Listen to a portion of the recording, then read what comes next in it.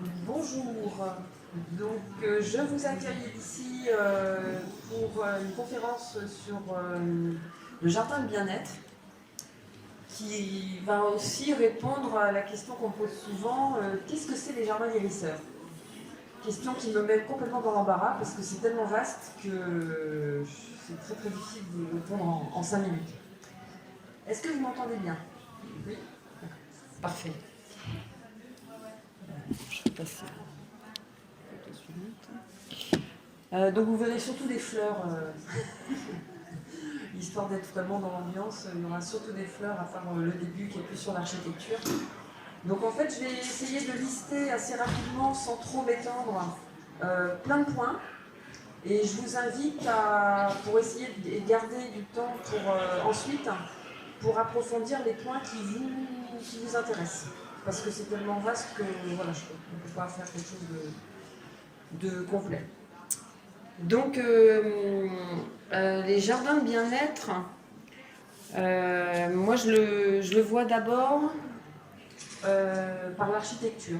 Parce que quand j'arrive dans un lieu, en fait, c'est la première chose que je vais avoir, c'est un petit peu quand on est encore au-dessus, qu'on a une vue d'ensemble, c'est là-dessus que je vais d'abord agir.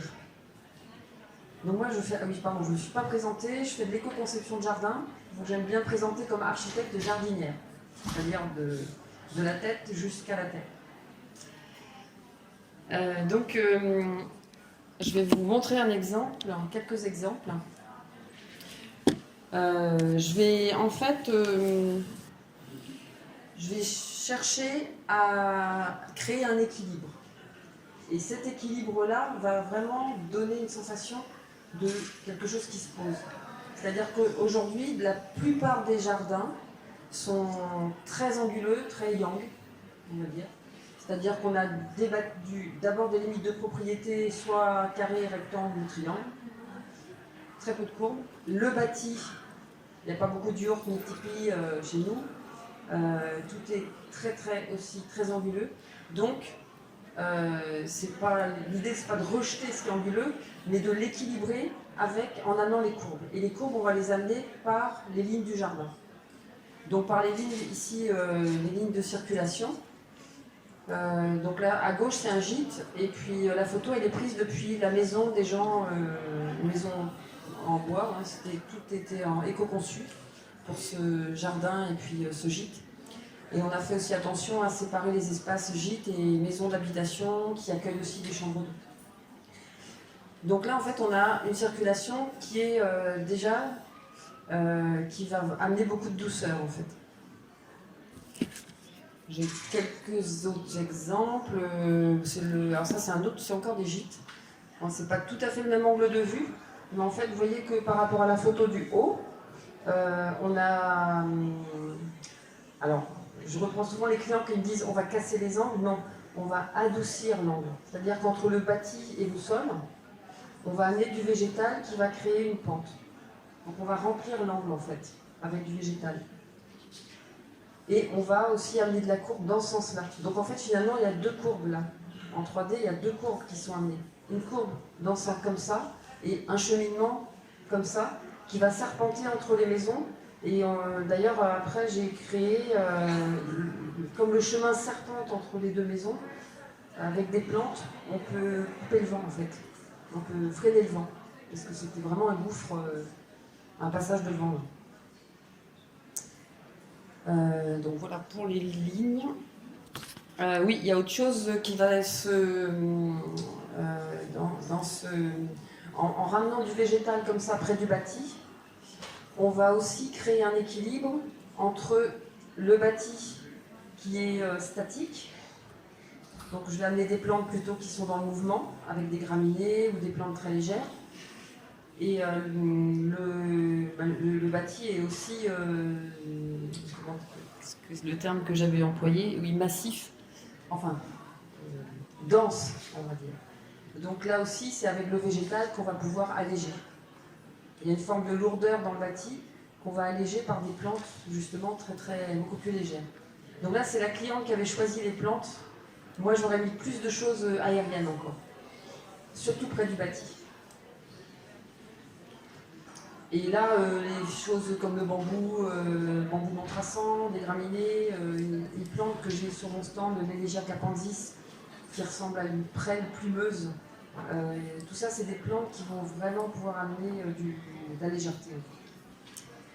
Et ça, c'est un gros travail, je pense, en tout cas en Bretagne, parce qu'on a énormément de plantes de terre de bruyère qui viennent d'Asie, rhododendron, camélia, hortensia, qui sont des plantes très massives, avec des feuillages persistants, épais, qui bougent très peu. Le feuillage ne bouge pas à part les hortensias, mais le feuillage reste le même pendant toute l'année en fait. Donc il y a une forme de pesanteur. Et il y a vraiment énormément à faire pour alléger les jardins. Donc l'idée, c'est vraiment de sortir dans l'esprit de la dualité, d'une forme de... Je le vois même comme je vous disais dans le vocabulaire. C'est pas casser ou enlever quelque chose, mais vraiment chercher un équilibre, chercher une complémentarité. Et ça, en fait, quand on a vraiment ça à l'esprit comme une ligne de conduite supérieure, on va dire, tout va se mettre en place pour créer l'équilibre partout. Entre les vides et les pleins, entre les droites et les courbes, enfin, dans tout ce qu'on va aborder en fait. De la même façon, on va associer les végétaux entre eux, entre des feuillages, comme je disais, très denses, et puis des feuillages très légers. Associer les formes pointues avec des formes rondes. Donc il y a tout le temps, vous verrez sur mon stand, il y a tout le temps cette complémentarité là qui peut être mise en œuvre, même sur un tout petit espace. Même sur mon stand qui fait 6 mètres carrés, c'est ça qui m'a guidée en fait. Une autre chose qui va être importante pour créer une forme de cohérence et donc de bien-être pour moi, c'est de recréer les strates. Là on le voit un petit peu. Bon, c'est pas la forêt, mais recréer les strates de végétation. Donc, quand on a des arbres, avoir après des arbustes, des plus ou moins grands, ensuite des plantes vivaces, et comme ça, on recrée en fait tous les stades naturels. Et quand vous avez un arbre planté au milieu de la pelouse, par exemple, c'est pas naturel. Et on va dire, pour moi, il est au milieu de tout. On dit tout au milieu de rien. Parce qu'en plus, un arbre, il a besoin d'avoir en dessous un humus.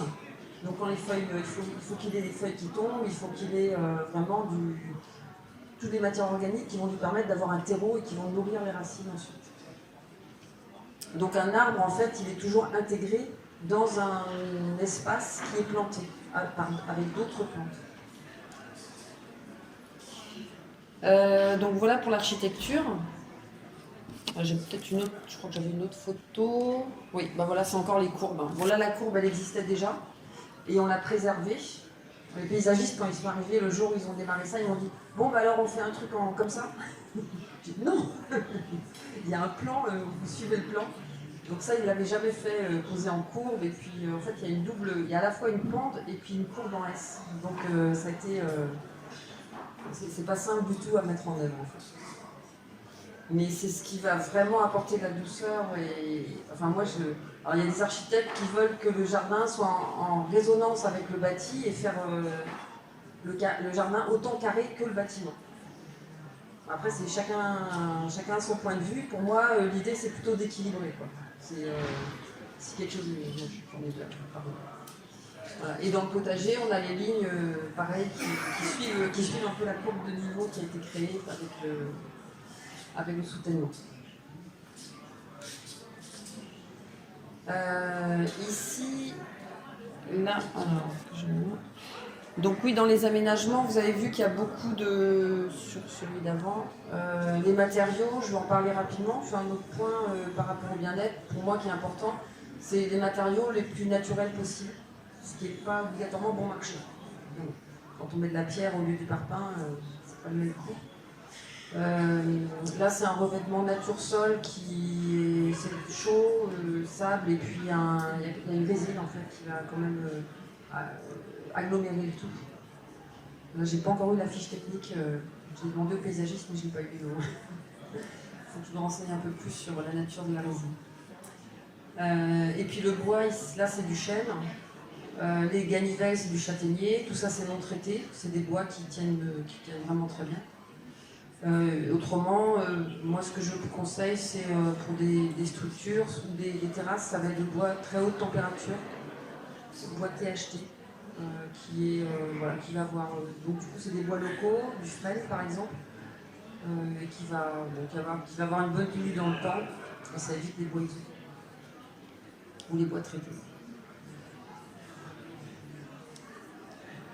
Voilà, donc cette photo-là, je l'ai mise, pareil, par rapport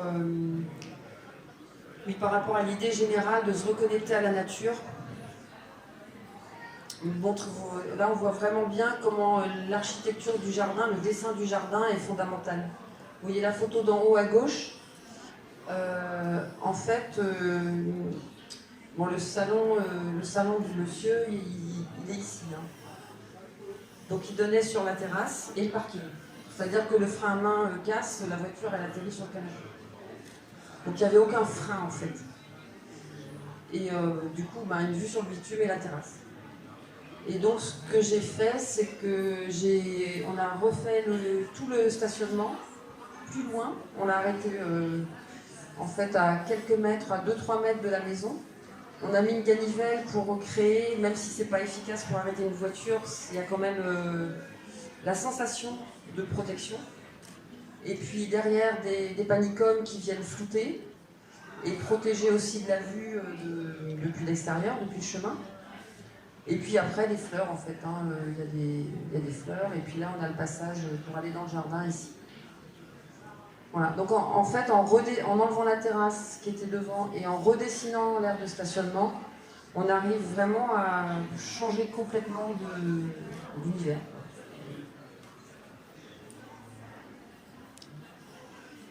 Voilà. Donc après j'ai beaucoup de fleurs. Puisque donc après je vais aborder les plantes.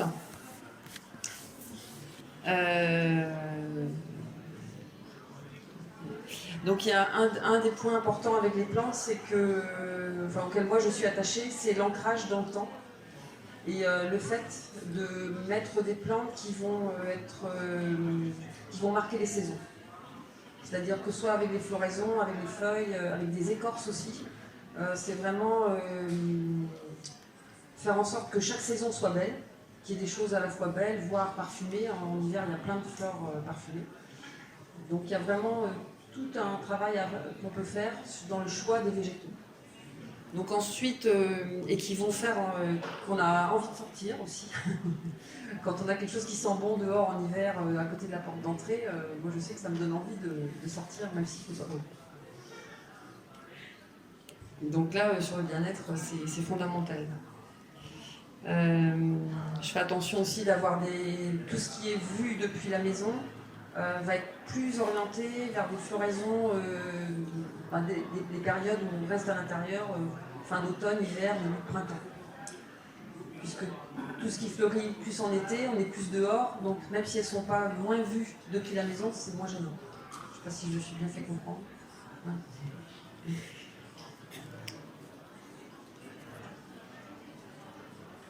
Au niveau ensuite, oui, il y a toute la partie, c'est ce qui vient le plus à l'esprit quand on parle de jardin guérisseur, plantes médicinales. Donc effectivement, je mets des plantes aromatiques beaucoup, partout où on est au sud en fait, surtout au sud, surtout autour des terrasses. Donc tout ce qui est lavande, romarin, et tout ça mêlé avec des graminées, avec des rosiers, avec des petits arbustes. Enfin, après, il y a ça dépend aussi du choix des gens, des goûts des gens, mais l'idée c'est vraiment de pouvoir bénéficier au maximum des essences des plantes, sans aller acheter les huiles essentielles en fait. On peut aussi, mais bon, si on peut picoler aussi gratuitement, c'est bien. Enfin, après avoir acheté les plantes. Donc l'idée, ça peut être aussi, ça j'aimerais bien développer, c'est de rechercher de quelles plantes les gens ont besoin. Certaines plantes viennent d'elles-mêmes dans nos jardins. Moi j'ai eu de la scrofulaire qui est venue dans le jardin où j'étais et j'ai des problèmes d'articulation. Donc là je suis en cure de scrofulaire. D'autres d'autres personnes, ça va être, ils vont être envoyés de pissenlit, ils ne vont pas comprendre pourquoi. La racine de pissenlit est très très médicinale, les feuilles aussi, les fleurs peuvent se manger aussi. Donc il y a vraiment tout un travail que j'aimerais développer, qui n'est pas encore, mais que j'aimerais développer avec des gens qui seraient prêts à le faire. Et voir rajouter, chercher de quelles plantes les gens ont besoin pour les mettre, pour vraiment les planter. Ça peut aller aussi jusqu'aux élixirs floraux, pour ceux qui utilisent les fleurs de bac, les élixirs floraux. Là, je suis en train de faire mon thème floral en élixir de bac, qui est adapté, en fait, qui est lié à l'astrologie et à la numérologie. Donc là, je vais le faire, je vais me faire mon propre jardin avec les fleurs de mon thème. Je ne sais pas encore comment je vais symboliser les arbres, parce que je ne peux pas planter les arbres.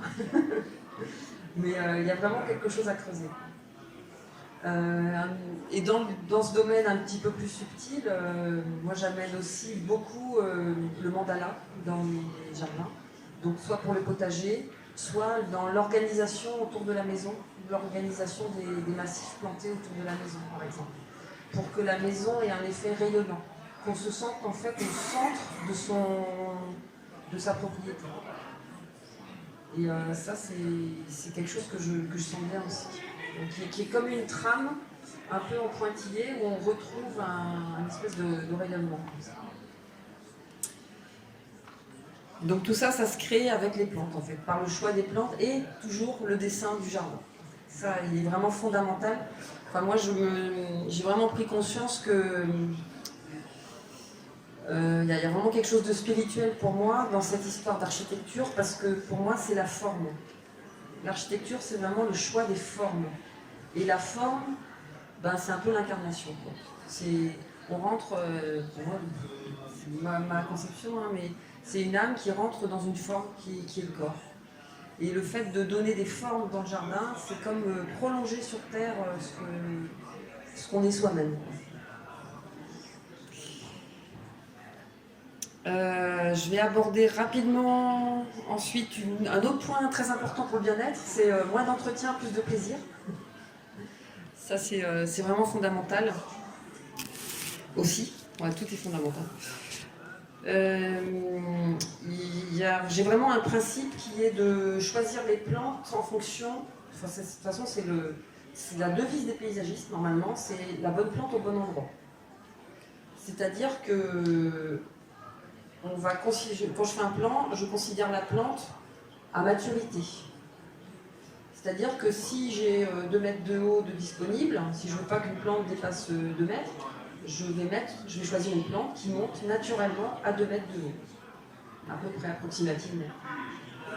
Donc dans l'idée, il n'y aura quasiment pas de taille à faire. L'idée c'est aussi de permettre à la plante de vraiment s'épanouir complètement. Bon, pour moi, une plante n'a pas besoin de l'homme, elle peut se débrouiller toute seule, c'est une grande fille. La nature, elle fait quand même pas mal les choses. Si on veut, quand je vois moi tout ce qui est rosier, hortensia, fruitier, taillé, pour moi c'est juste une ineptie. On peut juste, la plante va, c'est pas la plante qui a besoin. Nous, l'être humain a besoin que le bois mort soit coupé parce qu'il trouve que ça fait plus joli. Mais c'est l'homme qui a ce besoin. Si une plante est trop grande, c'est pas elle qui envahit, c'est juste celui qui l'a plantée qui n'a pas capté qu'elle allait monter à 10 mètres et qu'il n'y a que 2 mètres de haut. Donc c'est une erreur humaine à la base. C'est pas la plante qui est chiante. C'est ce que j'entends souvent.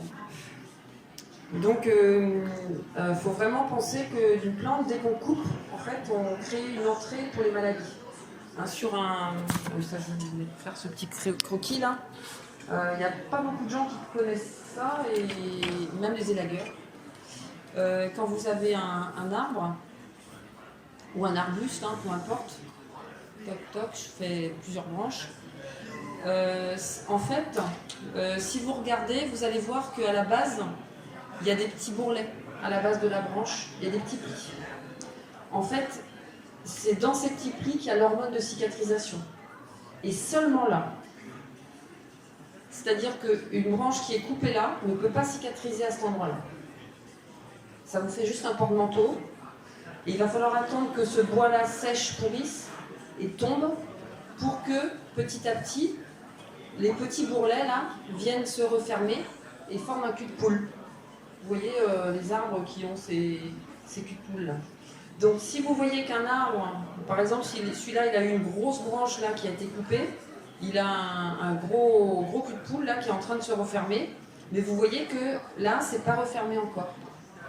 Ça veut dire qu'il n'est pas encore cicatrisé, il est encore en train de ramer, il en a pour quelques années. Et c'est pas un an, quoi. C'est des années pour pouvoir cicatriser de tout ça. Donc quand vous avez un arbre qui ne se porte pas bien, regardez toutes les branches qui ont été coupées. Et là, vous comprendrez. Là, vous pouvez juste compatir et puis lui apporter un maximum de couvert végétal, de matière organique. L'idéal pour un arbre, en fait, c'est qu'à l'aplomb de son feuillage, on ait soit du broyat, soit des feuilles, soit d'autres plantes, mais surtout pas de tondeuse en fait. La tondeuse, elle va couper, en fait, elle va tasser l'herbe, ça va vraiment entraîner un tassement, et les racines respireront moins. Donc il aura plus de mal à se nourrir.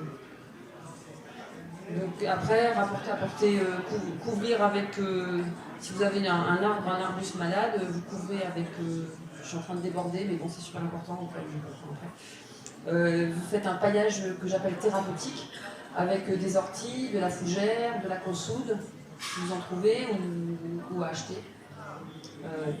Pour les amendements, je vous mets tout de suite un collègue qui fait un boulot énorme, et puis qui s'appelle Emmanuel Boutet.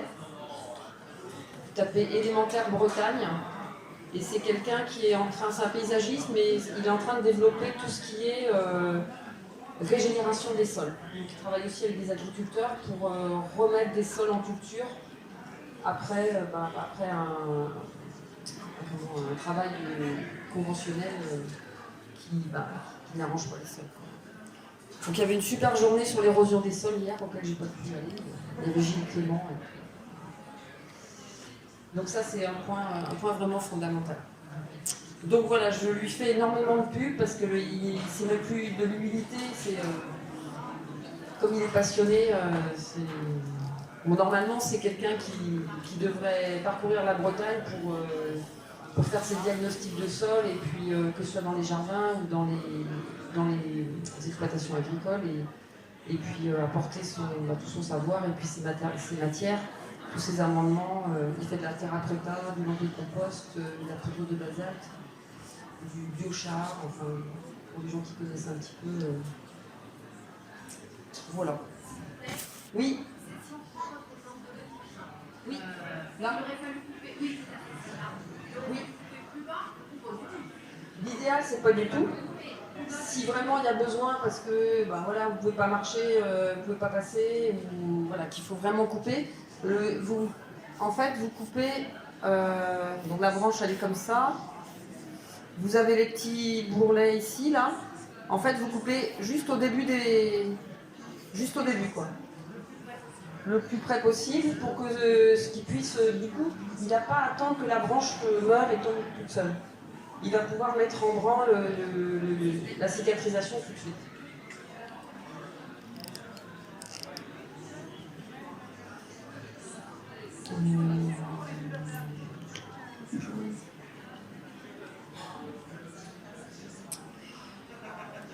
Ouais, donc on va avoir par rapport à l'entretien, donc voilà, là en fait la diminution de l'entretien, déjà de taille, ça va être de concevoir le jardin sans plantes qui sont trop grandes. Ça c'est la base. Ensuite, il va y avoir autre chose dans la conception qui est super importante, c'est la complémentarité des formes. On revient encore à l'architecture. C'est-à-dire que quand vous avez un arbuste qui monte comme ça, vous n'avez rien au pied et vous galérez à tondre, parce qu'il faut passer en dessous. En fait, l'idée, ça va être d'avoir des plantes couvrantes au pied. Des plantes couvre-sol. Donc en fait, il y a toujours une complémentarité entre les plantes qui sont élancées et les plantes qui vont être beaucoup plus avoir un port étalé. Et si on ne veut pas trop de travail, ça va être plutôt des arbustes bas et très couvrants. Parce que même si vous êtes un jour débordé, parce que vous n'avez pas pu vous en occuper, ça va être assez rapide à rattraper, même s'il y a des indésirables qui poussent. En fait, il suffit de couper ou même de mettre des cartons, paf, comme ça, tac, tac, mettre des cartons, du broyat, et puis vous laissez pourrir, et comme ça vous rattrapez votre massif en fait. Alors que si c'est des vivaces qui sont envahis de chiens dents, ben là il y a juste tout enlever. C'est beaucoup plus compliqué. Donc il faut vraiment penser à ces plans de couvre-sol. Et normalement, en fait, quand on fait un jardin, on va planter les plants de couvre-sol. Comme elles seront petites, on va mettre une grosse couche de broyat. Et au bout de 3 ans, mettons, les plants de couvre-sol auront poussé et le broyat se sera décomposé, ça aura fait un amendement, ça aura apporté du carbone au sol. Et les plants de couvre-sol, elles commenceront à jouer leur rôle, elles auront leur fonction de couvrir le sol et de limiter la pousse des sauvages, quoi. Donc moins de désherbage. Dans les jardins que je fais, il n'y a jamais d'arrosage non plus, parce que quand c'est paillé, puis ensuite qu'il y a des plants de couvre-sol, en fait, vous voyez bien dans la nature, il n'y a pas besoin d'un arroseur. Quand on recrée, en fait, quand on respecte cet équilibre entre les différentes espèces, on retrouve le système naturel. Par rapport à l'entretien, il y a aussi une chose qui est très importante, et ça c'est vraiment une idée que j'ai envie de développer. C'est très très utilisé dans les collectivités, toutes les grandes collectivités, et puis les petites commencent à le faire aussi. C'est ce qu'on appelle la gestion différenciée.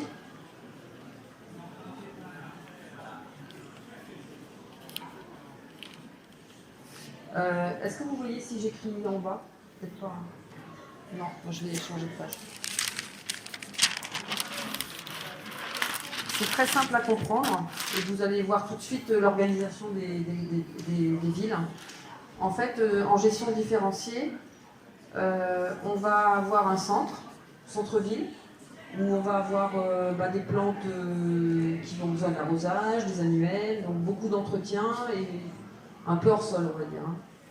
Donc ça, c'est la zone A qui va demander beaucoup d'entretien. La zone suivante, donc les quartiers un peu plus périphériques, on va dire une zone B, on va avoir moins de plantes annuelles, plus de plantes pérennes, arbustes, vivaces, qui demanderont encore de l'entretien, mais un petit peu moins. Et puis la zone suivante, on aura une zone qui aura encore moins besoin d'entretien, parce que ce sera des plantes plus importantes, ou parce qu'il y a vraiment des couvre-sols naturels, comme du lierre par exemple. Et on peut avoir encore une autre zone. Après, il peut y avoir autant de zones qu'on veut. Et enfin, on arrive à la dernière zone, qui est la zone sauvage. Donc je pense au bord de Garonne, par exemple, où il y a vraiment des espaces dans les villes, même dans les grandes villes, surtout les bords de rivière, qui sont vraiment laissés complètement naturels. Et donc, qui vont à la fois demander moins d'entretien, et avec un bénéfice économique, et permettre d'accueillir la biodiversité. Voilà. Donc on a vraiment plein de... Ça va servir de poumon aussi dans les villes. Et ça, on peut le recréer chez soi. C'est-à-dire avoir quelque chose de très... léché, on va dire, en bord de maison. Et puis plus on s'éloigne, mais ça se fait un peu naturellement, je pense. J'invente rien, il y a plein de choses qui nous viennent naturellement. Mais où on va aller un petit peu plus loin, c'est que par exemple, si vous avez un grand terrain, il y a toute une partie qui va pouvoir être dans cette zone un peu sauvage. Vous pouvez avoir une prairie, par exemple. Cette prairie, là je la fais, c'est complètement schématique, mais si vous avez une grande prairie, vous pouvez la partager en deux et n'en faucher que la moitié chaque année. C'est-à-dire, en fait, la prairie, chaque morceau ne sera fauché que tous les 2 ans. Ça va permettre à toute la biodiversité de se réfugier dans celle qui n'est pas fauchée. C'est clair? Par exemple, cette année, vous fauchez celle-ci, vous laissez celle-là. L'année prochaine, vous fauchez celle-là et vous laissez celle-ci. Et dans l'idéal, quand vous fauchez, alors si vous êtes un peu branché spiritualité, dans votre tête, vous prévenez tout ce qui est vivant d'aller se mettre là. Et vous commencez par faucher comme ça. Tac, tac, tac, tac, tac, tac. Pour repousser en fait les bestioles vers la partie qui ne sera pas fauchée. Et ça, vous pouvez le faire même quand vous tondez votre pelouse. Vous faites en sorte d'aller, de commencer peut-être au centre, et puis de vous éloigner vers les zones où les bestioles peuvent se réfugier en fait. Voilà, donc il y a plein de petits trucs pour... parce que quand ils commencent à faucher, en fait en juin c'est juste une catastrophe. Les jardins sont taillés, sont tondus, les bas-côtés sont fauchés, et vous dites mais ils vont ou elles vont ou les bêtes quoi. Sachant qu'elles participent à l'équilibre de l'ensemble et de nos jardins et des plantations et de tout. Je pense que je sais pas si c'était là. C'est terrible. Bon, c'est une catastrophe. J'ai essayé bon, si jardin vivant, c'est bon, on en a parlé. Il y a des choses que je vais chanter. Il y a toute cette histoire de... Oui, il y a un mot qui est à retenir, que vous pourrez creuser aussi, dont je n'ai pas parlé là, c'est tout ce qui est complémentarité des plantes.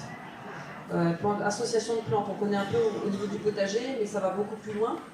Hein, ça va vraiment...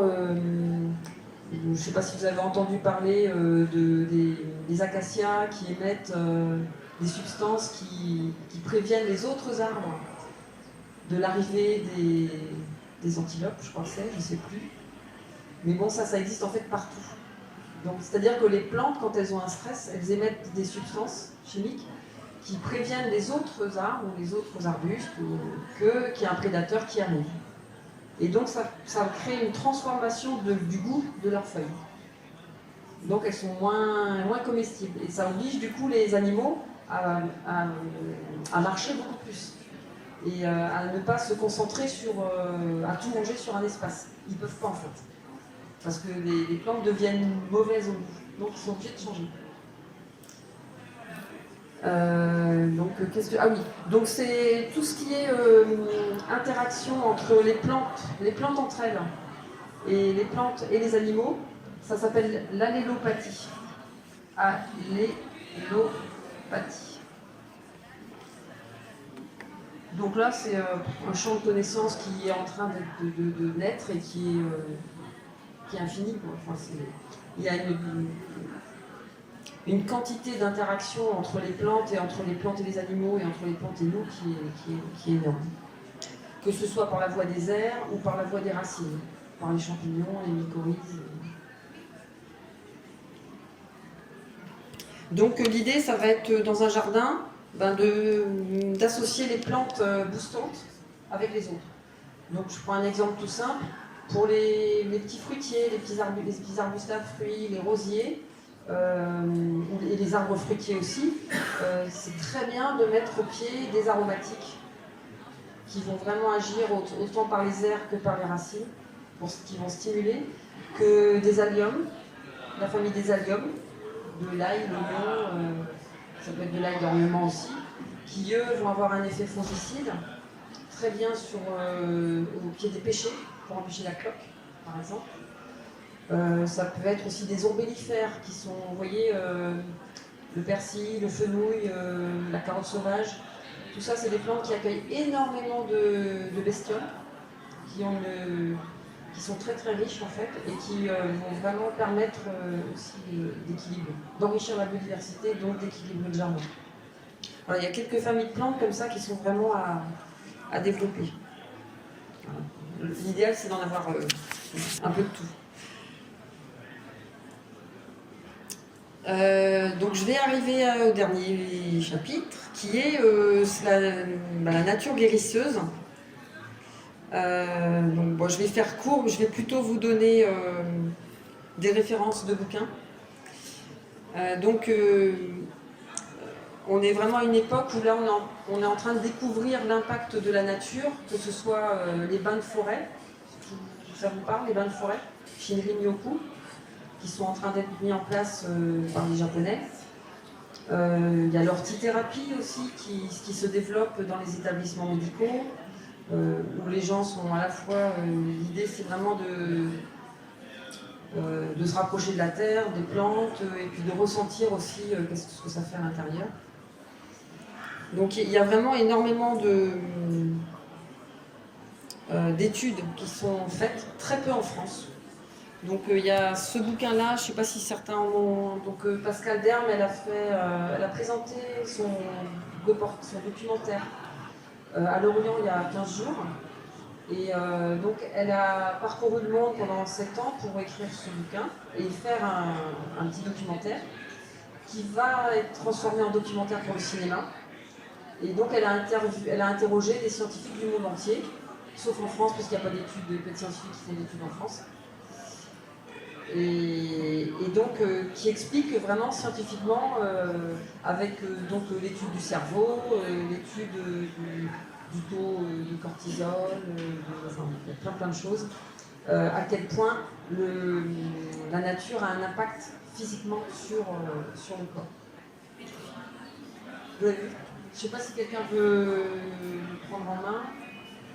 Vous faites passer. Bon, allez, on va faire court. Hein.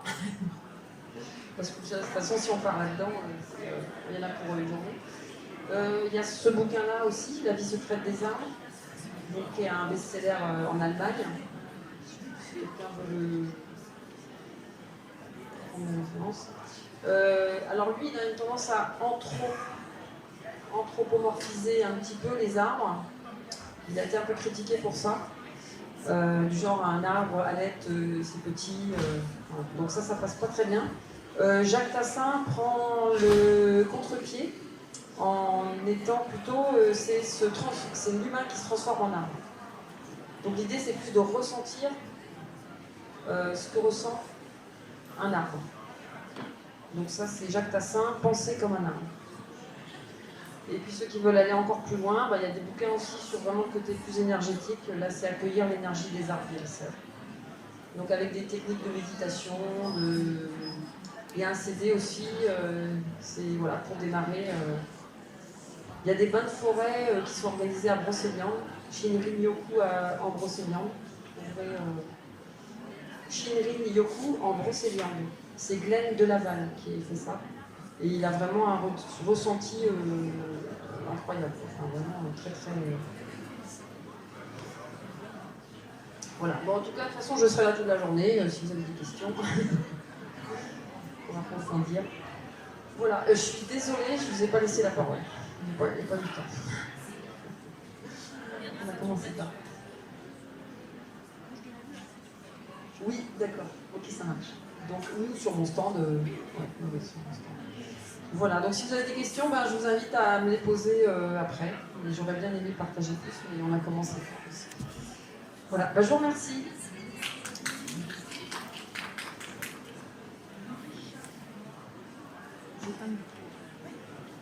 Voilà. Oh non, mais j'ai de la tisane, j'ai tout. J'avais pris un café avant. Et okay. Je vais juste arrêter mon...